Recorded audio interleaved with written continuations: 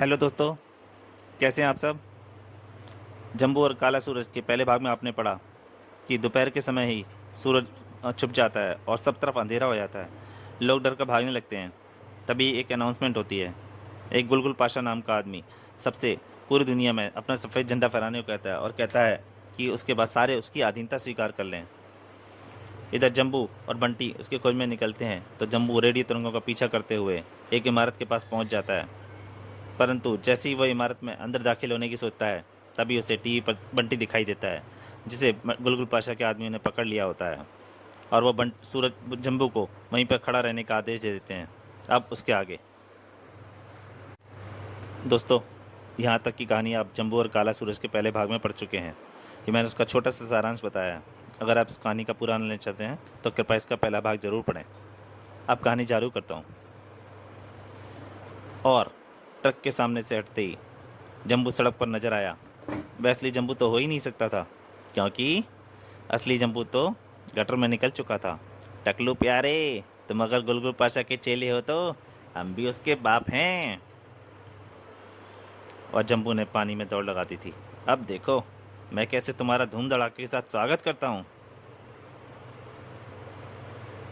उधर हॉल में हा हा हा, देखा बंटी डगलस ने जंबू को कितना बेहोश कर दिया है। वह सड़क से हिल भी नहीं सकता। बंटी बोल पड़ा, किसी धोखे में मत रहना टकले मियाँ। उसका नाम जंबू है, जंबू। वह सड़क पर खड़े खड़े ही तुम्हें मुर्गा बनाकर कुकड़ू करवा सकता है। और यह सच भी था, क्योंकि जंबू अब वहाँ नहीं था। बंटी का कहना बिल्कुल झूठ भी नहीं था। यहाँ से इमारत का एरिया आरंभ हो चुका है। चल बेटा जंबू, दिखा अपनी खोपड़ी में लगे ड्रिल का कमाल। और जंबू के सिर में एक ड्रिल निकल पड़ी।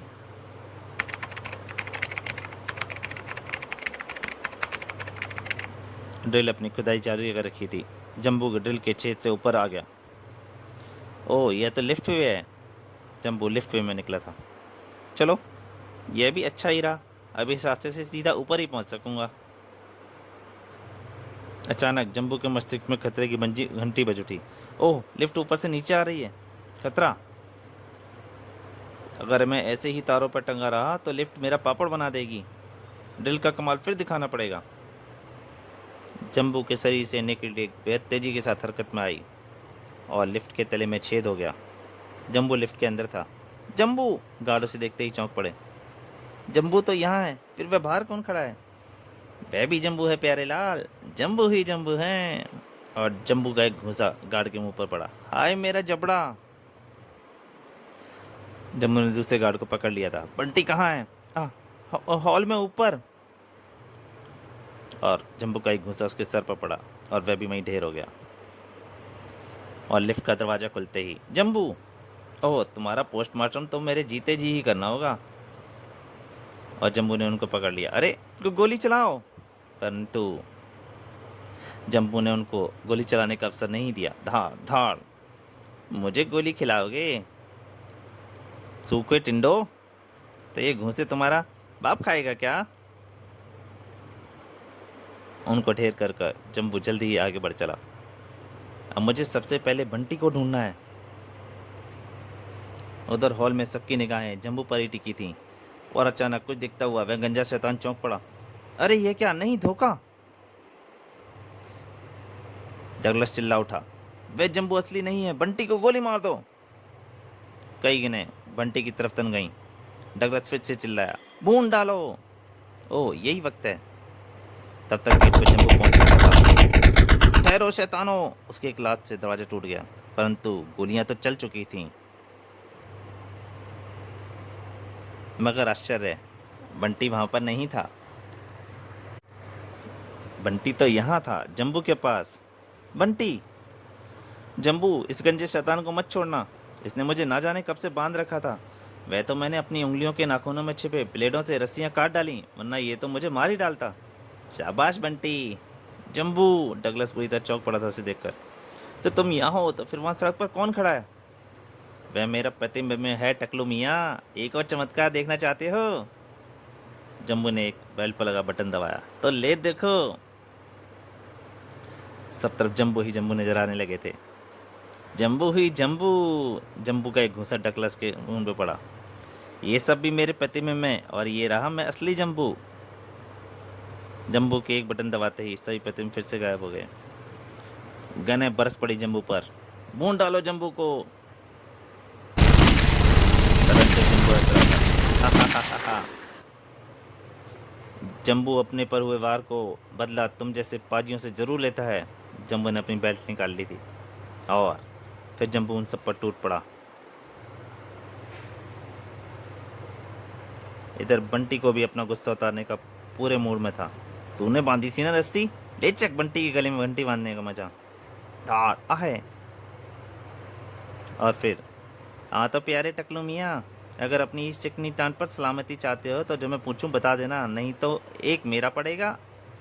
और पीछे से बंटी बोल पड़ा, और एक मेरा। तेरे जैसा लंपट तो ले नहीं सकता, हो नहीं सकता। ये पिलपिला बताशा कौन है बता। दोनों के हाथ में एक एक चप्पल थी। पिलपिला बताशा नहीं, गुलगुल पाशा। हाँ वही। मैं मुझे नहीं पता, डगलस के मुंह से निकला, और निकलते ही एक जूता उसके सर पे पड़ा, ताड़। और फिर जूतों की बारिश हो गई, ताड़। गुलगुल पाशा कहाँ है बता दे, नहीं तो मैं तुझे बताशा बनाकर पानी में घोल कर पी जाऊंगा। मुझे नहीं पता।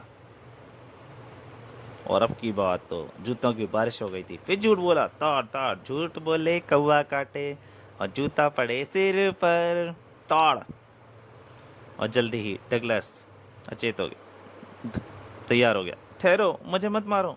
जो कुछ मैं जानता हूँ मैं तुम्हें बता देता हूँ। आ गया ना पटरी पर। गुलगुल पाशा स्क्रीन पर आकर हमें निर्देश देता है। हम नहीं जानते कि वह उस समय कहाँ बैठा होता है। ओह, स्क्रीन पर वह अपना बदसूरत चौखट कब प्रकट करता है? प्रत्येक दिन में ठीक 4 बजे। फिर जो निर्देश देने होते हैं वह हमें दे देता है। बंटी को क्यों पकड़ा था तुमने? गुलगुल पाशा को शक था तुम कहीं उसके काम में रोड़ा ना बन जाओ। बंटी के बारे में निर्देश देने के लिए वह कुछ देर बाद स्क्रीन पर आएगा। ओह तो प्यारे टकलू, अब तुम वही करोगे जो हम तुमसे करवाएंगे और कहेंगे। ठीक है। और अगर कोई गड़बड़ की तो गुलगुल पाशा के को तो बाद में गुलगुली करेगा, पहले मैं तुम्हारी जान ले लूँगा। बंटी, गुलगुल पाशा को तुम यहाँ बंधे हुए नजर आने चाहिए, जबकि असलियत में तो बंधा हुआ नहीं हूँ। और टकलू प्यारे, तुम गुलगुल पाशा को बातों में उलझाओगे। जम्बू ने डगलस के गले में एक मोती वाली माला डाल दी। बंटी, अगर ये कुछ गड़बड़ करे तो इस यंत्र का लाल बटन दबा देना, जिसके गले में बंधी माला इसके जिस्म के परखच्चे उड़ा देगी। तुम फिक्र मत करो जम्बू, ये कोई गड़बड़ नहीं करेगा। तभी कंट्रोल पैनल का बटन एक हरा बल्ब जलने लगा। गुलगुल पाशा स्क्रीन पर आ रहा है जम्बू, डगलस बोल उठा। ओ आने दो। जम्बू एक तरफ छिपकर खड़ा हो गया। डगलस, यस मामी। ओ चीनी शैतान, बंटी को अभी कैद में ही रखो।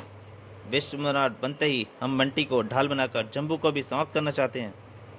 बंटी आपके सामने बंधा पड़ा है मामी, हम देख रहे हैं। इधर जम्बू का दिमाग तेजी के साथ चल रहा था। गुलगुल पाशा को इसी इमारत में कहीं होना चाहिए।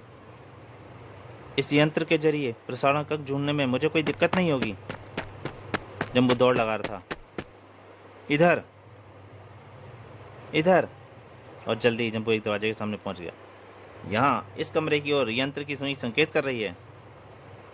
जम्बू के हाथ से किरण निकली और दरवाजा टूट गया। गुलगुल पाशा, जम्बू को बहुत नचा लिया तूने, अब जम्बू करेगा तेरा तमाशा।